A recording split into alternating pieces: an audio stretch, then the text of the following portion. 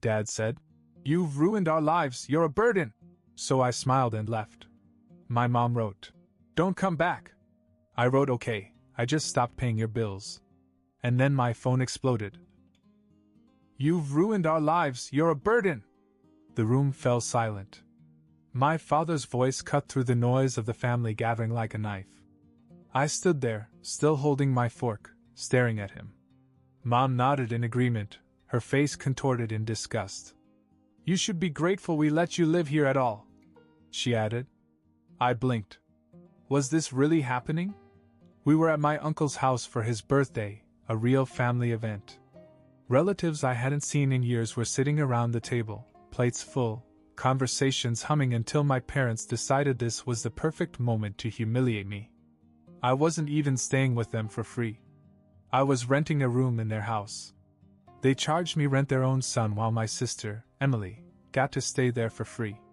Not only that, but I paid a bunch of their bills, internet, electricity, part of the mortgage. 6 years? 6 years of making sure their lives were comfortable.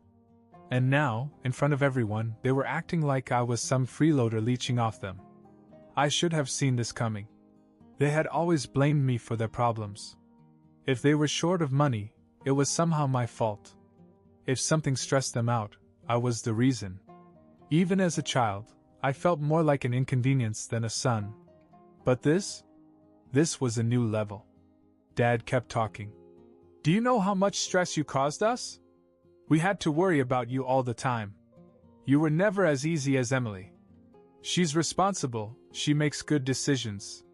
That's why she deserves to be with us and you." He scoffed. "You've just been a weight on our backs since the day you were born." I looked at Emily. She was just sitting there, sipping her drink, scrolling through her phone, like this wasn't about me, like it wasn't even happening. I carefully put down my fork, looked at her, and smiled. Then, without a word, I got up and walked out of the dining room. I heard my uncle say, "Okay, that was too much," and one of my aunts trying to tell my parents to calm down, but they were still ranting about how ungrateful I was. I didn't care anymore. I went straight to my room, the one I paid rent for, and grabbed my suitcase from under the bed. My hands were shaking, but not with sadness. With rage. Years of it. Years. And now it finally clicked in my brain, I didn't have to take it anymore. I packed everything I could in 10 minutes. Clothes, laptop, essentials. I could buy everything else later. I wasn't going to spend another night under that roof. As I zipped up my bag, my mom yelled my name from the hallway. I ignored her. I walked past her, down the stairs, past the dining room, where my father was still red-faced, arguing with my uncle. He turned when he saw me. "Where do you think you're going?" I didn't answer. I walked out the front door, got in my car, and drove away. That was it. I was done. A few hours later, my cell phone buzzed. It was a text message from my mom. "Don't come back." I sat in my new apartment, a tiny studio I had found earlier that night. It wasn't much, but it was mine. No parents, no yelling, no guilt. I stared at her message for a few seconds, then put the phone down and exhaled. For the first time in years, I felt free. But I wasn't done yet. I waited until it was well past midnight. Then I calmly typed a reply. "Okay, I just stopped paying your bills." Then I pressed record on a voice message. My voice was calm. "I've been paying your expenses for 6 years. You told me not to come back. So I won't. And I'm not going to pay for anything anymore. I hope you can handle that. Good luck." I hit send and went to bed. The next morning, I woke up to my phone exploding with notifications. 50 missed calls. My mom, my dad, Emily, even some relatives. Back-to-back messages, voicemails. I didn't bother to listen. Then another message came. "Where do you live? We need to talk." And that's when I knew. This wasn't over. I let the phone ring. I wasn't in a hurry to hear what they had to say. By noon, the missed calls had climbed to 73. My voicemail was full. My text messages were stacked so high I had to scroll through them. Some were predictable. You ungrateful brat. You can't do this to your family. You owe us after all we've done for you. Then came the guilt trips. We raised you, fed you, gave you a roof over your head, and this is how you repay us? Your dad is so stressed, he's shaking. We just want to talk. Let's work this out. And then what really gave me pause were the messages from relatives. My aunt, Franklin, they're in full panic mode. Just talk to them. My cousin, dude, they're freaking out. They're trying to figure out where you live. My uncle, call me. This is getting out of hand. I stared at my screen. My parents weren't just angry, they were desperate. And that's what worried me. Then another message popped up. From Emily. They're trying to pull your credit reports. Be careful. That made me sick to my stomach. Pull my credit reports? I shot back.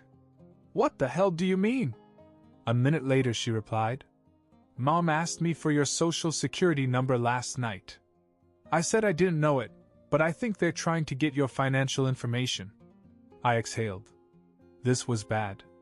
You see, when I lived there, they had access to a lot of my personal information, my mail, some of my old paperwork, even my online accounts when they helped me set them up as a teenager. If they were digging into my credit now, it meant one thing. They were trying to see how much money I had left, and if they could still get something out of me. And that's when I made a big mistake. I texted back. Tell them to back off. Not 5 minutes later, my phone rang again. It was Mom. I don't know why I answered. Curiosity, maybe. Part of me wanted to hear her squirm. The second I answered, her voice exploded through the speaker. Where the hell are you? I pulled the phone out of my ear. What do you want? How dare you do this to us? She screamed, her voice raw. You think you can just walk away and cut us off? You owe us. I remained silent. Do you know what you've done? She screamed. We can't pay our bills, Franklin. We're screwed because of you. That was when it hit me. They weren't panicking because they missed me. They weren't trying to find me because they felt bad. They were desperate because they couldn't afford their lifestyle without me. I had been holding them back all this time. And now I had pulled the plug. I finally spoke. You told me not to come back. I'm just doing what you wanted. Silence. Then her tone changed, suddenly sweet, suddenly false. Honey, listen. Let's just talk. We can work this out. We can make a deal. Where are you? We'll come over. Just tell me where you are. I almost laughed. No. She snapped again. You think you're smart, don't you? We will find you. Click. I hung up. I sat there staring at the phone, my heart pounding. This was not normal behavior. And then another text. From Emily. Mom and Dad just left the house. I think they're on their way to find you. What the hell? I texted back. How? They don't know my address. Emily. They have your old mail. They know the area. I heard Mom on the phone with someone. I think they hired a private investigator. I froze. They were really trying to track me down. My hands tightened around the phone. A private investigator? Were they that desperate? I looked around my new apartment. The blinds were closed. The doors were locked. But suddenly it didn't feel like enough. I called Emily. She picked up right away. Tell me everything, I said. She sighed. Mom called some guy last night. I didn't hear all of it, but she mentioned that she needed an address verification. She was going through a bunch of your old mail. I think she's trying to track down your bank info, too. My chest tightened. If they had my old mail, they could have old bank statements, even my previous lease info. How long ago did they leave? About 20 minutes, she said. I think they're driving around looking for you. I got up and started packing a bag. Emily, listen. If they ask, you don't know where I live. Duh, she said. Then she hesitated. Look, I didn't say anything before, but you really pissed them off this time. Dad punched the wall last night. Mom cried about revenge. I don't think they just want to talk. I stopped packing. Revenge? Before I could ask, my phone buzzed. An unknown number. Emily exhaled. Franklin, they could have given your number to someone. Be careful. I didn't answer the call. A few seconds later, I received a text message from the same number. You need to come home so we can sort this out. We will find you either way. Chills ran down my spine. I texted Emily. If they ask you anything, play dumb. I need time to figure this out. Got it, she replied. I grabbed my keys and purse. If they were really trying to track me down, I had to be smart. First things first, bank accounts. I went straight to my bank. I walked up to the teller and asked to update my mailing address and security questions. I also asked if anyone had tried to access my account recently. The guy typed for a few seconds, then frowned. Yeah, he said. Someone called yesterday claiming to be you. They asked for balance information. We denied them because they didn't have the right security response. My stomach turned. It was them. I changed everything: new passwords, new alerts, even two-factor authentication. As I was leaving the bank, my phone rang again. It was Mom. I ignored it. But then I got another text. We're close. Close? I turned my head and scanned the parking lot. Were they here? Then my phone buzzed again. A picture. A blurry shot of my car. They had found me. My heart was pounding. They found my car. I looked around the parking lot. I didn't see them, but someone had taken this picture. Were they here watching me?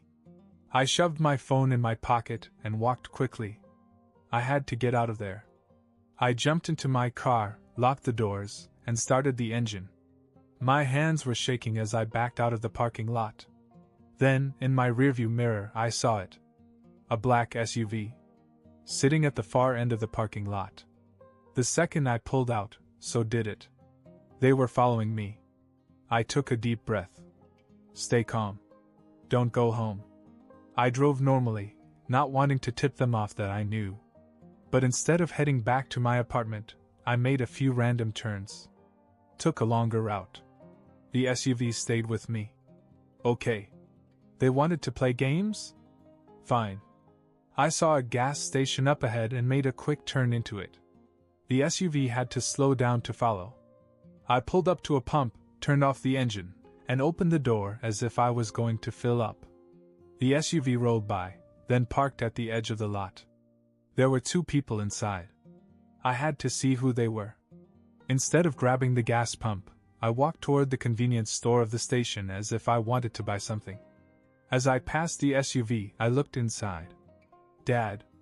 And some guy I didn't recognize. Dad was in the passenger seat, looking pissed. The other guy, mid-40s, bald, serious face, had both hands on the wheel, scanning the area like a damn bodyguard. Who the hell was this guy? I walked into the store, grabbed a random snack, and paid cash, all while watching them through the window. They didn't get out of the car. They were waiting.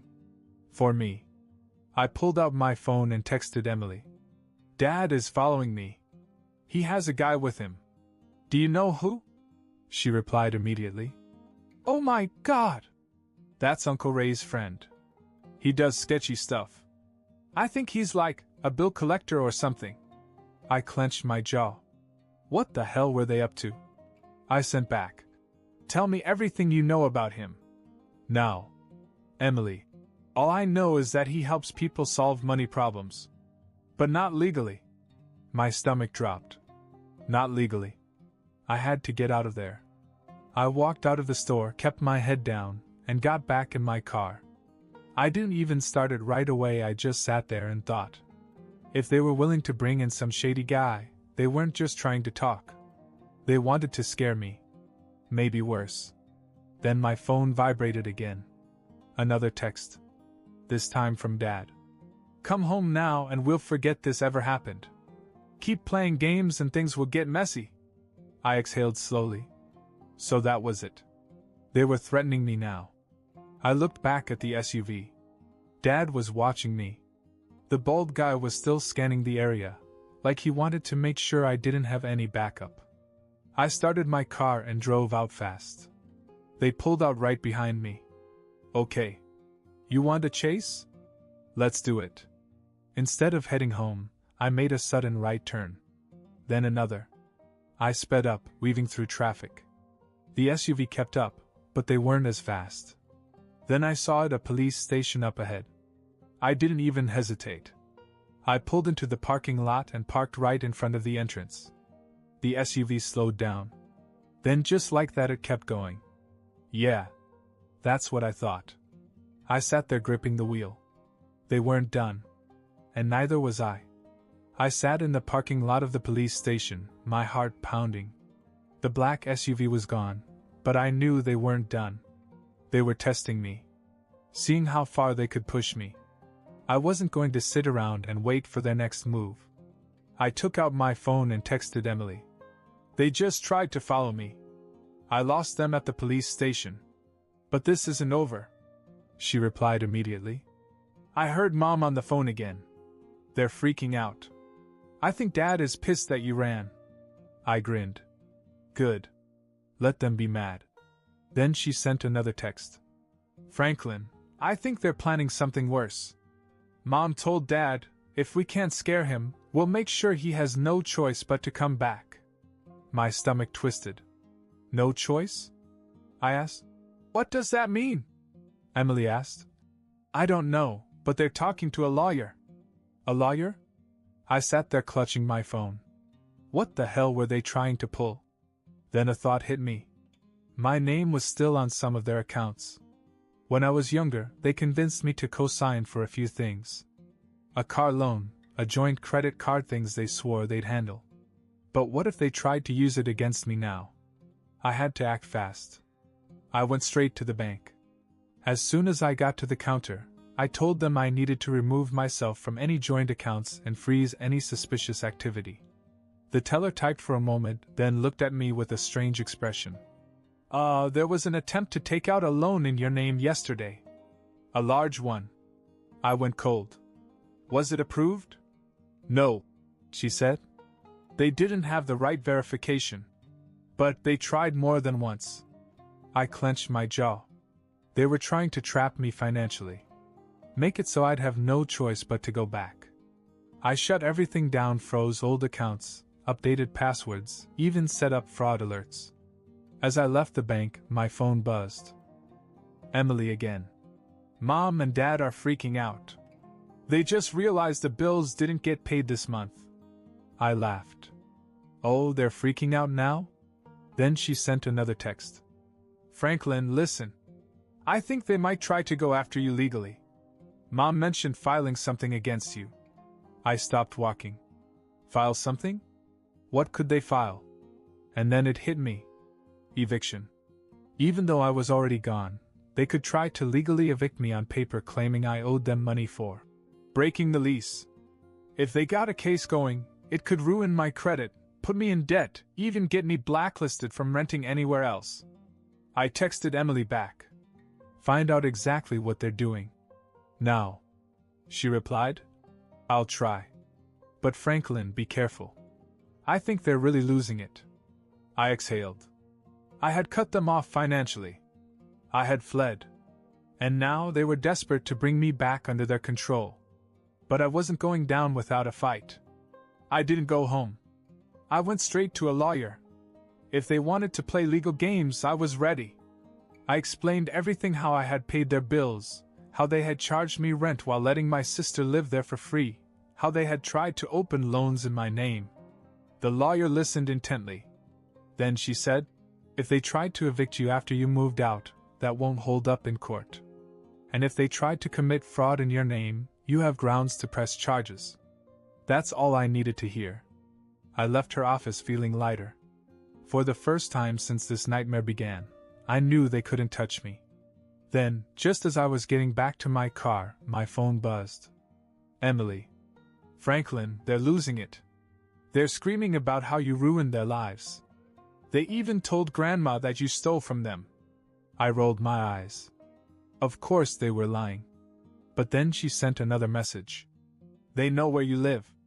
My chest tightened. How? I texted back. Emily.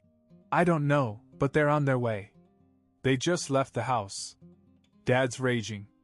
Mom's crying about how they're going to make you pay. I didn't panic. I was ready for this.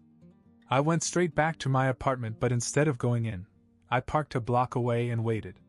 Sure enough, 20 minutes later, a black SUV pulled up in front of my building. Dad, Mom, and the bald guy.